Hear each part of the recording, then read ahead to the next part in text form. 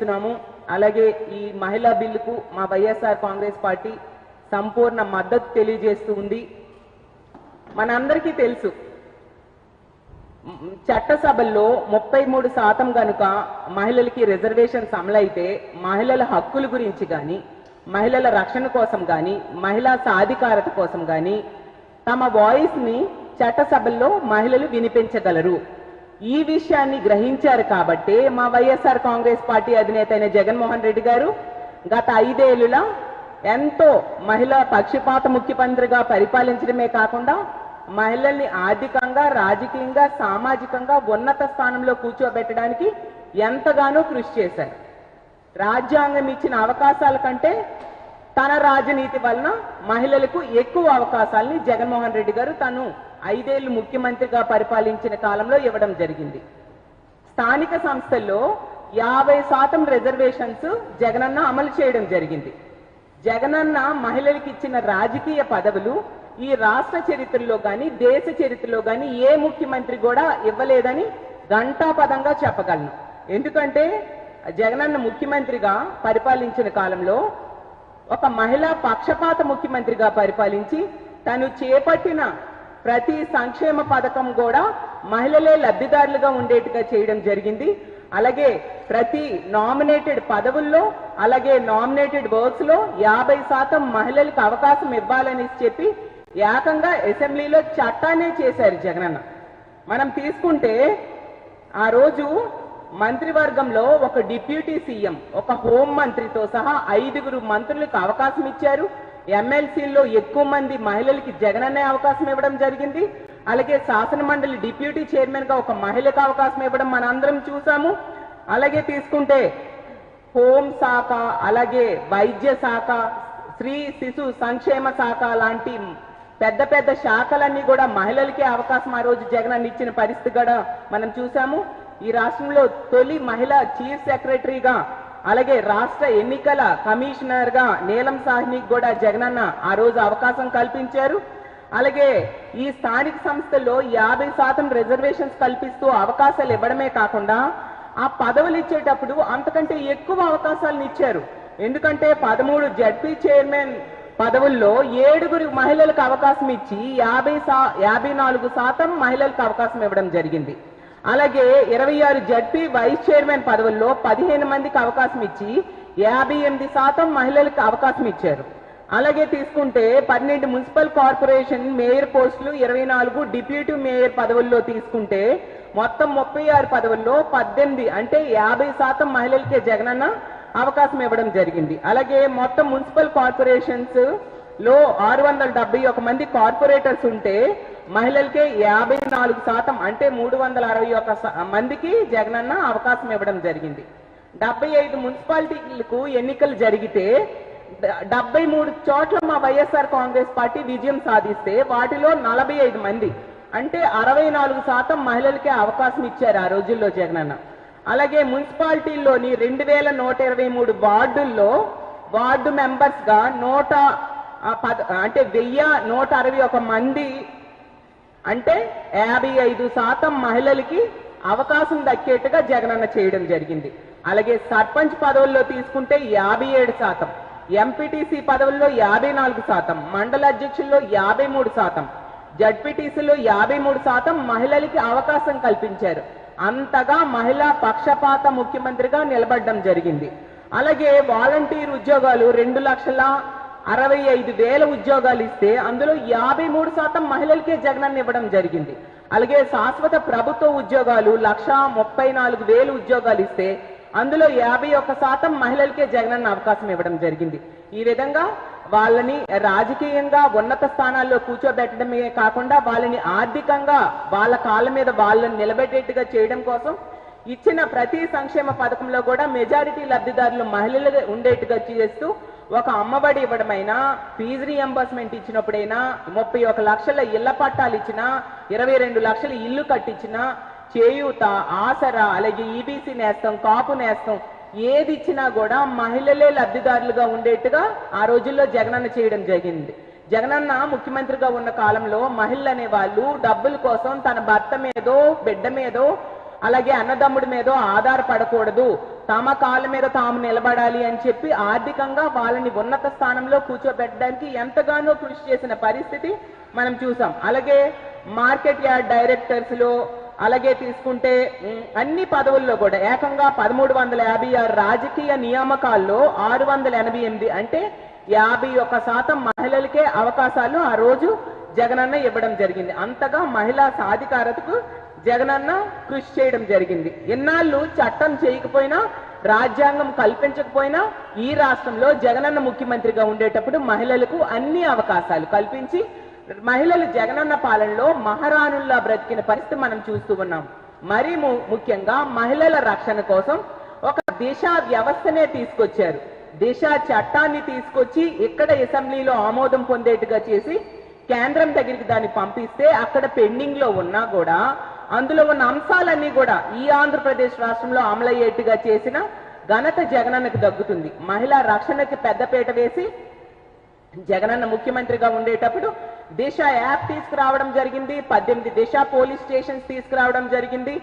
వాళ్ళలో ఈ police stations లో డిఎస్పీ స్థాయి అధికారులను ఏర్పాటు చేయడం జరిగింది. ఫాస్ట్ ట్రాక్ కోర్టులు ఏర్పాటు చేయడం జరిగింది. అలాగే గ్రామ సచివాలయాల్లో మహిళా పోలీసులను ఏర్పాటు చేయడం జరిగింది.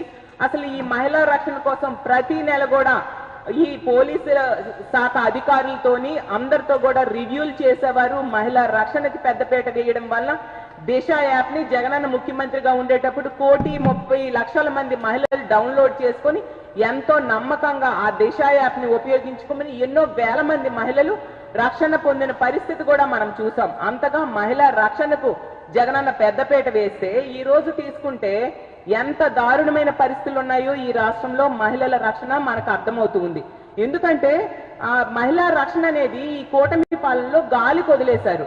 పేరుకే ఒక మహిళా హోంమంత్రి, ఆమెకు ఆ పదవి ఇచ్చారు మా జగనన్నని తిట్టడానికి మాత్రమే. ఎప్పుడైనా జగనన్నని తిట్టడానికి రోజు ప్రెస్ మీట్లు పెడతారు కానీ ఇన్ని వరుస సంఘటనలు మహిళల మీద అఘాయిత్యాలు, అత్యాచారాలు, హత్యలు జరుగుతున్నా కనీస స్పందన లేదు. దారుణంగా ఆవిడ జగనన్నని తిట్టడానికి మాత్రం చాలా సమయం కేటాయిస్తూ ఉంటారు. ఎంత దారుణం అంటే హోంమంత్రి గారు ఈ కూటమి అధికారంలోకి వచ్చాక, కూటమి అధికారంలోకి వచ్చింది ఇంకా మహిళలు ప్రశాంతంగా నిద్రపోవచ్చు అన్నారు. ఎక్కడమ్మా హోంమంత్రి గారు ప్రశాంతంగా నిద్రపోతూ ఉన్నారు? రోజుకి ఇన్ని సంఘటనలు జరుగుతూ ఉన్నాయి. ఈ రోజు తీసుకుంటే ఆంధ్రప్రదేశ్ రాష్ట్రంలో రోజుకి 4 మహిళలు హత్యలు గాని అత్యాచారాలు గాని గురవుతున్నారు. రోజుకి 70 మంది మహిళల మీద దాడులు, అఘాయిత్యాలు జరుగుతున్నాయి. మరి ఎక్కడ మహిళలు ప్రశాంతంగా నిద్రపోతూ ఉన్నారు?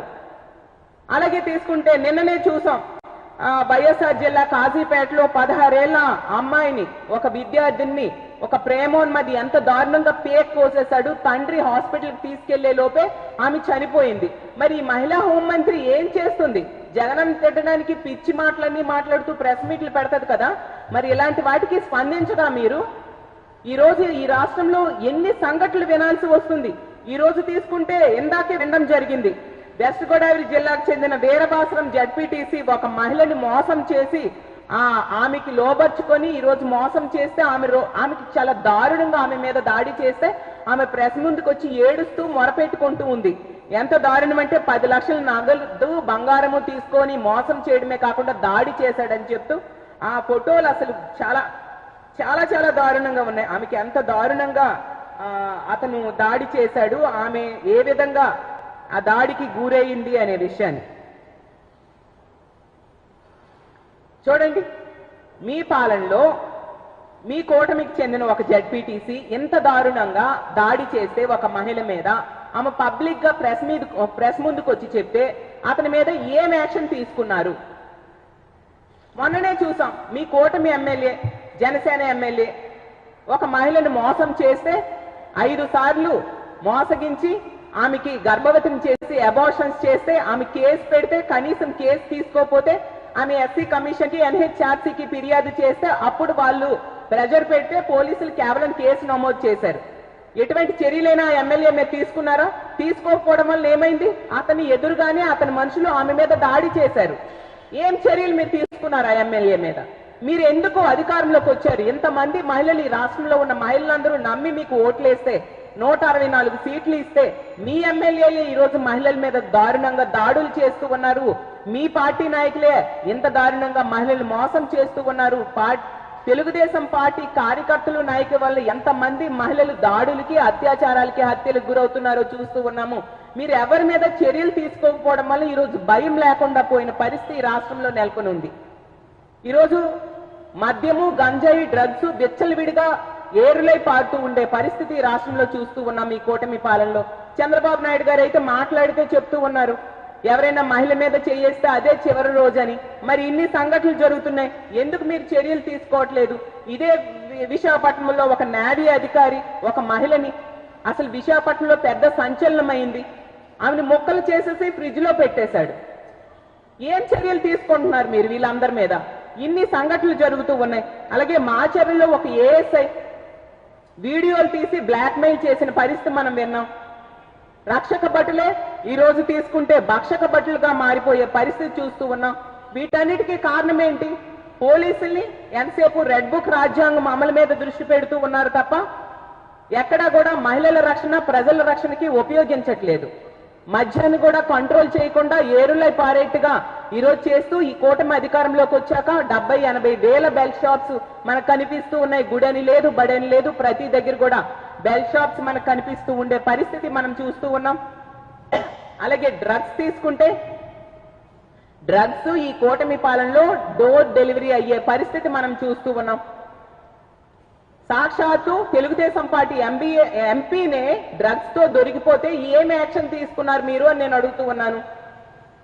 గంజాయి అయితే ఎక్కడ పడితే అక్కడ గంజాయి పెంచుతున్నారు, దొరుకుతున్నారు. హోంమంత్రి నివాసం ఉంటున్న విశాఖపట్నంలోనే గంజాయి పెంచుతూ ఉన్నారు. హోంమంత్రి సొంత నియోజకవర్గమైన ఆ పాయకరావుపేట మీదుగా గంజాయి అక్రమ రవాణా జరుగుతూ ఉండే పరిస్థితి. మరి హోంమంత్రి గారు మీరు బోల్డ్ డైలాగ్స్ చెప్తారు కదా, ఏం చేస్తున్నారు?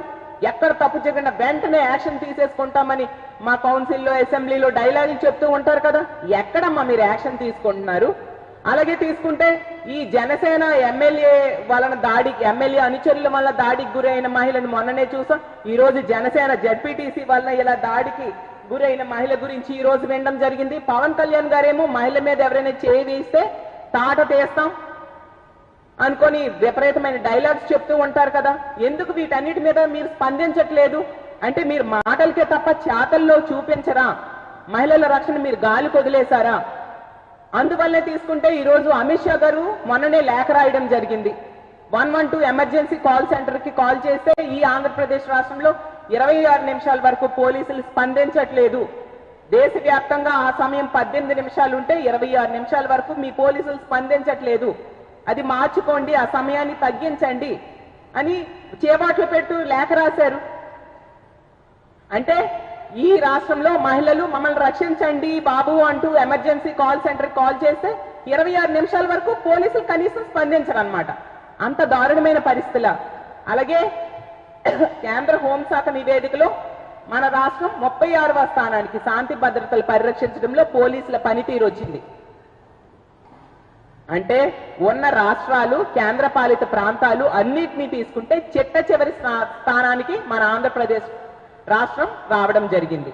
అలాగే తీసుకుంటే ఈరోజు ఈ రాష్ట్రంలో మద్యము, గంజాయి, డ్రగ్స్ వినియోగం ఎంత దారుణంగా పెరిగిపోయిందంటే 16 జిల్లాల్లో విపరీతంగా మద్యం, గంజాయి, డ్రగ్స్ వినియోగం పెరిగిపోయిందని సాక్షాత్తు కలెక్టర్స్ కాన్ఫరెన్స్ లో చంద్రబాబు నాయుడు గారే చెప్పారు. అలాగే క్రైమ్ ఎగ్నిస్ట్ ఉమెన్ 10 జిల్లాల్లో పెరిగిందని చెప్పడం జరిగింది. మరి మీరు ఏం చేస్తున్నారు? ఎంత దారుణమైన పరిస్థితులు ఈ రాష్ట్రంలో నెలకొని ఉంటే వీటి మీద ఏం చర్యలు తీసుకోరా? కాబట్టి ఎప్పటికైనా మహిళల రక్షణకి మీరు చర్యలు తీసుకోవాల్సిన అవసరం ఉంది. దిశ కావాలంటే పేరు మార్చుకోండి. మీరు కేంద్రంతో ఎలియన్స్ లో ఉన్నారు. ఆ కేంద్రంతో ఎలియన్స్ లో ఉన్నారు కాబట్టి దిశ చట్టం అక్కడ పెండింగ్ లో ఉంది. గతంలో జగనన్న కేంద్రం దగ్గర పెండింగ్ లో ఉన్న అందులో ఉన్న అంశాలన్నీ కూడా ఆంధ్రప్రదేశ్ రాష్ట్రంలో అమలు చేశారు. మరి మీరెందుకు ఆ చట్టం అమలయ్యేట్టుగా చేసి ఆంధ్రప్రదేశ్ రాష్ట్రంలో అమలు చేయట్లేదు?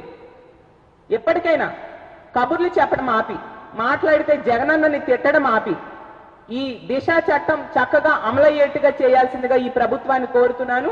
అలాగే మహిళా రక్షణ గాలికి వదిలేశారు. మహిళలు రక్షించండి. మహిళల మీద దాడులు, అఘాయిత్యాలు చేసిన వాళ్ళని శిక్షించండి అని కోరుకుంటూ సెలవు తీసుకుంటాను.